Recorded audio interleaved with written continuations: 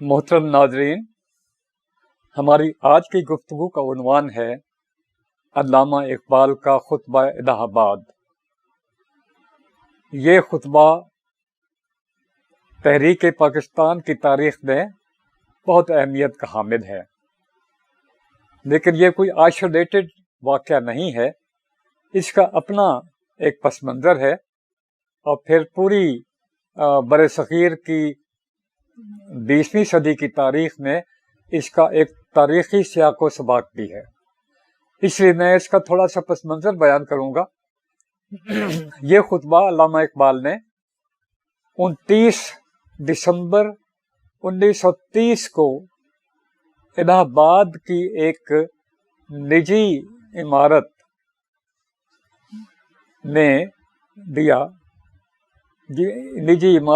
میں دیا، جس میں، اور یہ خطبہ انہوں نے مسلم لیگ کے صدر کی حیثیت سے دیا۔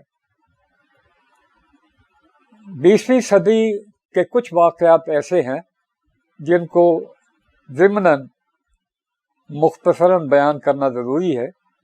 20ویں صدی کے آغاز میں 1906 میں ایک پہلا اہم واقعہ یہ ہوا کہ ڈھاکے میں مسلم لیگ کا قیام عمل میں آیا، جو نواب بکار الملک اور نواب سلیم اللہ خاں کی کاوشوں کا نتیجہ تھا۔ علامہ اقبال 1908 میں یورپ سے تعلیم مکمل کر کے واپس آئے، لیکن ان کی واپسی کی یہ کوئی سیاسی اہمیت نہ تھی۔ تاہم 1915 میں علامہ اقبال نے اسرار خودی کے نام سے اپنی پہلی مثنوی شائع کی، جس میں انہوں نے فلسفہ خودی کو بیان کیا۔ خودی سے مراد ہے خود شعوری یا سیلف کانشسنس۔ 1915 میں پہلی جنگ عظیم کا آغاز ہوا اور 1916 میں قائد اعظم نے 1916 میں میثاق لکھنؤ کو مکمل کیا، جس میں انہوں نے جس کی بنیاد اگرچہ نیشنلسٹک تھی، مگر پھر بھی انہوں نے اس میں مسلمانوں کو ایک بڑے فریق کے حیثیت سے متعارف کرایا۔ 1923 میں خلافت عثمانیہ کا اختتام ہوا اور اس سے پہلے 1920 میں تحریک خلافت کا آغاز ہوا۔ مسلمانوں نے یہ چاہا کہ انہوں نے جنگ میں جو خدمات سر انجام دی ہیں، اس کے بدلے میں انگریز اور اتحادی قوتیں خلافت عثمانیہ کو قائم رکھیں اور ترکی کو ٹکڑے ٹکڑے ہونے سے بچائیں۔ لیکن جب جنگ ختم ہوئی تو اس قسم کی کسی کوشش کا کوئی سراغ نہ ملا۔ چنانچہ مسلمانوں نے تحریک خلافت کا آغاز کیا، جس میں ہندوؤں نے بھی مسلمانوں کا ساتھ دیا، اور یہ ایک بڑی اہم بات تھی کیونکہ آگے چل کر اس کے نتائج برآمد ہونا تھے۔ اس کے بعد کے چند سال ایسے ہیں کہ جو ہندو مسلم فسادات کے سال کہلائے جا سکتے ہیں۔ 1922 میں ملتان میں ایک بہت بڑا بلوا ہوا، جس کا ذکر تاریخی کتابوں میں موجود ہے۔ لیکن اس عشرے کے اختتام سے پہلے برطانوی حکومت اس بات پر مائل ہو گئی تھی کہ ہندوستان کے لوگوں کے لیے کوئی آئینی اصلاحات ایسی کی جائیں جس میں ان کی نمائندگی کی ضمانت دی جائے۔ خیال رہے کہ یہاں لفظ ہندوستان جب میں کہہ رہا ہوں اس سیاق و سباق میں، تو اس سے مراد قیام پاکستان سے پہلے کا ہندوستان ہے۔ چنانچہ کچھ اصلاحات قائم کرنے کے لیے 1927 میں سائمن کمیشن ہندوستان آیا، لیکن یہ عجیب بات تھی کہ اس میں کوئی ہندوستانی رکن شامل نہیں تھا۔ اس بات کو ہندوؤں اور مسلمانوں نے سخت ناپسند کیا اور سائمن کمیشن کو مجموعی طور پر رد کر دیا، اور خاص طور پر قائد اعظم نے اس پر یہ اعتراضات کیے کہ اس میں تمام اختیارات جو ہیں وہ وفاق کو دے دیے گئے ہیں اور فیڈریٹنگ یونٹس کو کوئی یعنی صوبوں کو کوئی نہیں دیے گئے اختیارات. اس پر غور و فکر کرنے کے لیے کانگریس نے یہ فیصلہ کیا اور یہ بھی بتایا کہ ہم یہ بھی کہا کہ ہم خود ایک ایسا سفارشات مرتب کرنے کے لیے تیار ہیں جو سائمن کمیشن کی جگہ زیر غور لائی جائے. اس کے لیے اس کمیٹی کے لیے ایک صدر بنایا گیا جو پنڈت موتی لال نہرو کے نام سے معروف تھے. وہ جواہر لال نہرو کے والد تھے اور الہ آباد ہائی کورٹ کے ممتاز وکیل تھے اور اس وقت کانگریس کے صدر بھی تھے اور ان کو مہاتما گاندھی کی آشیرواد بھی حاصل تھی. یہ رپورٹ جب عام ہوئی تو مسلمان یہ دیکھ کر بہت مایوس ہوئے کہ اس رپورٹ میں کہیں بھی مسلمانوں کے حقوق کے تحفظ کا کوئی تذکرہ نہیں کیا گیا. علامہ اقبال نے اس رپورٹ پر تو کوئی رد عمل ظاہری طور پر نہیں دیا، لیکن خطبہ الہ آباد کی صورت میں انہوں نے دراصل اس رپورٹ ہی کا جواب دیا، اور بلکہ یہ جو ہندو مسلم مسئلے کا جو حل تھا بہت دیر سے نہیں مل رہا تھا، ایک حل بھی انہوں نے پیش کیا. خطبہ الہ آباد کے حوالے سے ہماری گفتگو اب شروع ہوتی ہے. یہ خطبہ بہت ویل اٹینڈڈ نہیں تھا. اس میں سامعین بمشکل 400-500 سے زیادہ نہیں تھے اور چند مسلم رہنماؤں کے علاوہ بہت زیادہ اہم لوگ بھی شامل نہ تھے. حتیٰ کہ اس میں قائد اعظم بھی شامل نہیں تھے، لیکن اس کی وجہ یہ تھی کہ وہ گول میز کانفرنس میں شرکت کے لیے لندن گئے ہوئے تھے اور انہوں نے اپنے 14 نکات پیش کر رکھے تھے جو گول میز کانفرنس میں زیر بحث لائے جانے والے تھے. علامہ اقبال نے خطبے کے آغاز میں ایک منکسرانہ بیان دیا جو بڑا خوبصورت ہے. انہوں نے کہا کہ میں یہ کوئی دعویٰ نہیں کرتا کہ میں کسی برتر ذہن کا انسان ہوں. اسی اجلاس میں ایسے بہت سے لوگ موجود ہوں گے یا ہیں جن کا سیاسی تجربہ اور جن کا سیاسی نقطہ نظر میرے تجربے اور نقطہ نظر سے کہیں وسیع ہے. اس لیے میں یہ فرض نہیں کر سکتا کہ میں ان کی کوئی رہنمائی کرنے کے لیے گفتگو کر رہا ہوں. لیکن اس وقت تاریخ کے اس نازک موڑ پر مسلمانوں کو جو مسائل درپیش ہیں ان کے پیش نظر میں کچھ معروضات اور کچھ نکات ان کے سامنے رکھنا چاہتا ہوں تاکہ وہ ان کی روشنی میں آئندہ کے لیے راہ عمل مرتب کر سکیں. اس ضمن میں علامہ اقبال نے اور بھی کچھ بہت سی تفصیلات بتائیں اور یہ کہا، انہوں نے ایک خطبے کے ابتدائی حصے کا ایک بڑا حصہ اسلام اور مسیحیت کے موازنے میں صرف کیا، لیکن ہم اس سے قطع نظر کرتے ہوئے آگے بڑھیں گے. علامہ نے فرمایا کہ اسلام جو کچھ بھی ہے میرے لیے وہ میری ذات کا، میری شناخت کا سرچشمہ ہے. میں اگرچہ غیروں سے نفرت نہیں کرتا، لیکن مجھے اس قوم سے محبت ہے جس میں مسلمانوں جو مسلمان قوم سے مجھے عشق ہے، اس لیے کہ اسلام ہی نے مجھے وہ کچھ بنایا جو کچھ میں آج ہوں. اسلام ایک مذہب ہی نہیں، ایک تہذیب اور ثقافت بھی ہے، اور اس نے تاریخ انسانی میں تہذیب کے ارتقاء میں بہت اہم کردار ادا کیا ہے. یہ اس کے علاوہ علامہ نے فرمایا کہ میں نے ایک طویل عرصے تک اسلام پر غور و فکر کیا ہے، اسلام کی تعلیمات پر غور و فکر کیا ہے.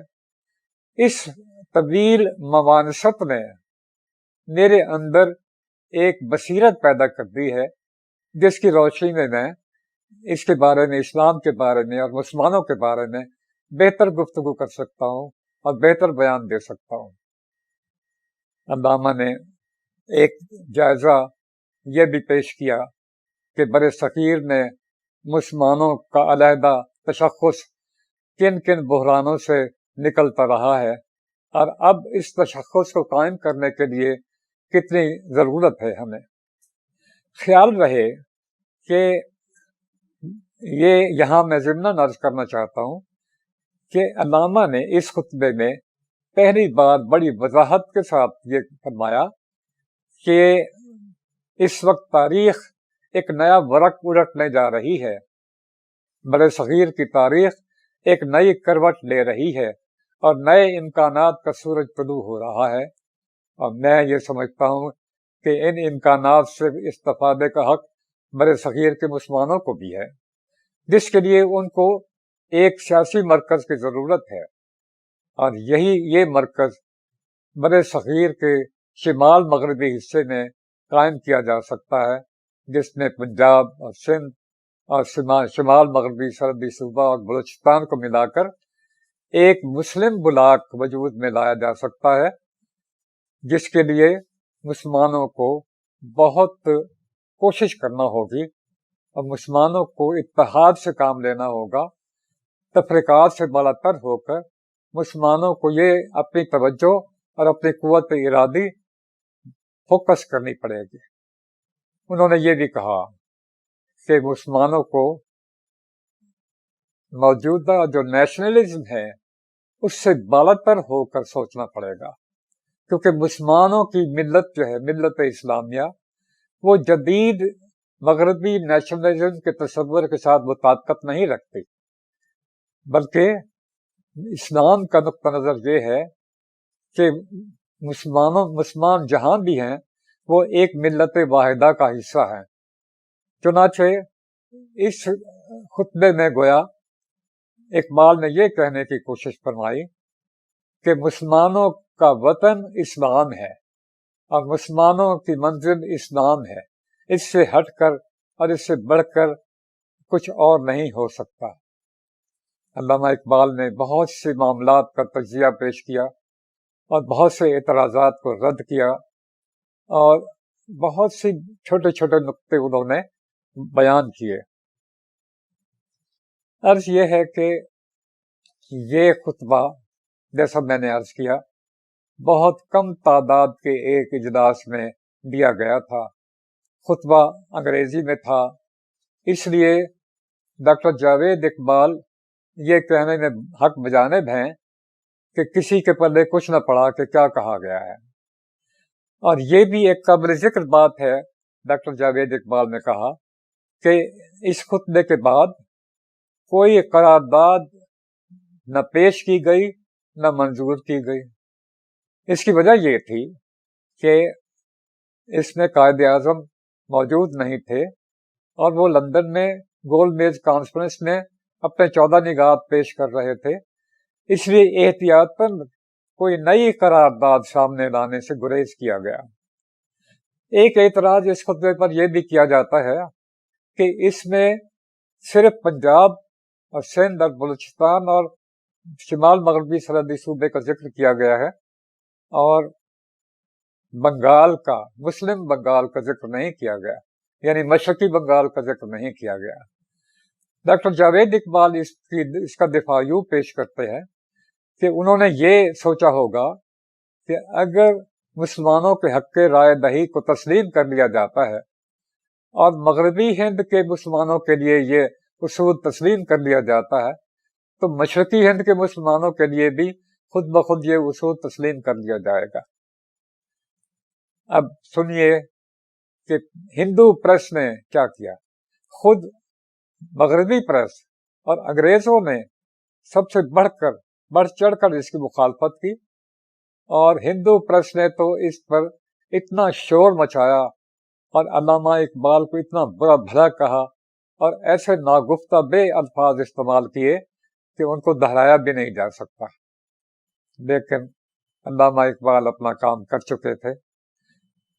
اور اسی عرصے میں ایک اور شخص بھی تھا خواب دیکھنے والا، جس نے نئی مملکت کے لیے پاکستان کا لفظ وضع کیا۔ یہ ایک انوکھا لفظ تھا، اس سے پہلے اتنا معروف نہیں تھا، اس سے پہلے کہیں دیکھا نہیں گیا تھا، کسی نے کچھ نہیں کہا تھا۔ لیکن جب کوئی خیال، کوئی کریٹو آئیڈیا کسی موضوع ترین لفظ کے ساتھ مل جاتا ہے، خیال اور لفظ ایک ہو جاتے ہیں جب، تو ایک معجزاتی کیفیت پیدا ہو جاتی ہے، یعنی ناممکن کو ممکن بنانے کی صورت پیدا ہو جاتی ہے۔ چودھری رحمت علی نے 1930 اور 32 کی گول میز کانفرنس میں یہ خیال گول میز کانفرنس میں جب مسلمان مندوبین نے کل ہند وفاق یعنی آل انڈیا فیڈریشن کے نظریے کو قبول کر لیا، تو چودھری رحمت علی جو اس وقت طالب علم تھے وہ بہت نالاں ہوئے۔ انہوں نے محسوس کیا کہ یہ مسلمانوں کا ہندوؤں میں ادغام ہے، ہندو نیشنلزم مسلمانوں کو اپنے اندر مدغم کر لے گا، جذب کر لے گا، تو کل ہند فیڈریشن میں مسلمانوں کے لیے کیا جگہ پیدا کی گئی ہے۔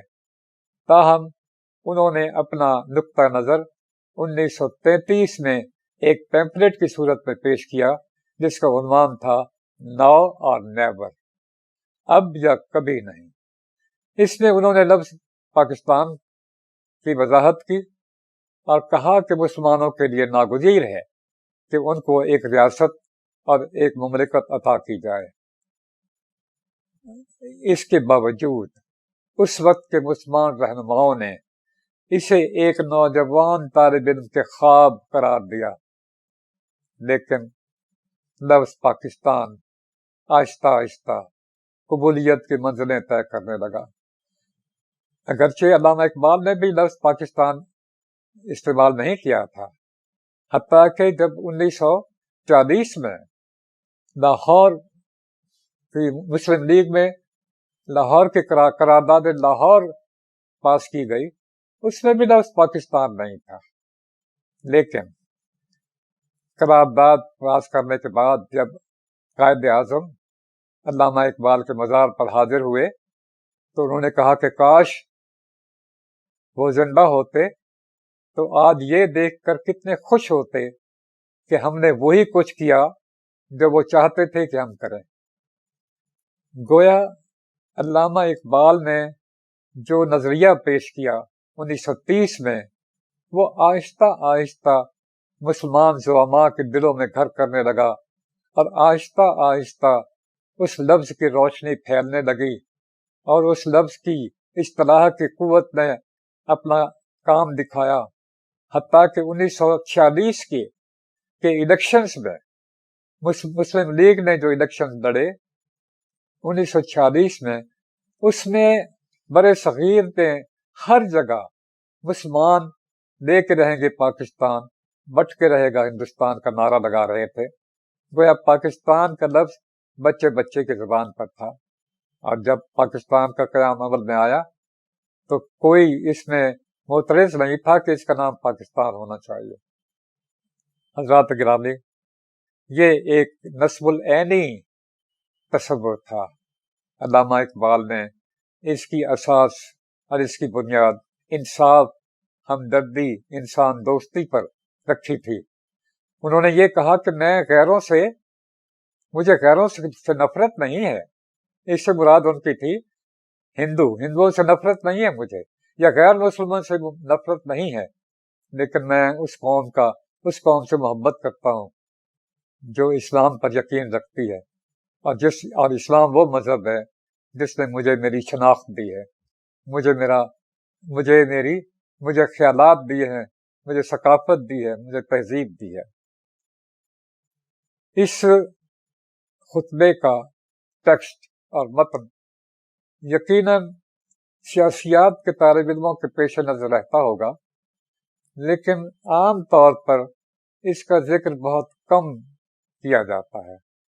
اور محققین نے اس کے تجزیے کی کچھ زیادہ ضرورت محسوس نہیں کی۔ میں یہ سمجھتا ہوں کہ آج بھی اب بھی اس کی ضرورت ہے کہ اس خطبے کو دیکھا جائے، اس کی اہمیت کو بار بار سمجھا جائے، اور اس کے الفاظ پر، اس کے استدلال پر غور و فکر کیا جائے، اور نئی نسل کو اس کی اہمیت سے آگاہ کیا جائے۔ ان معروضات کے ساتھ میں آپ سے اجازت چاہتا ہوں۔ خدا حافظ۔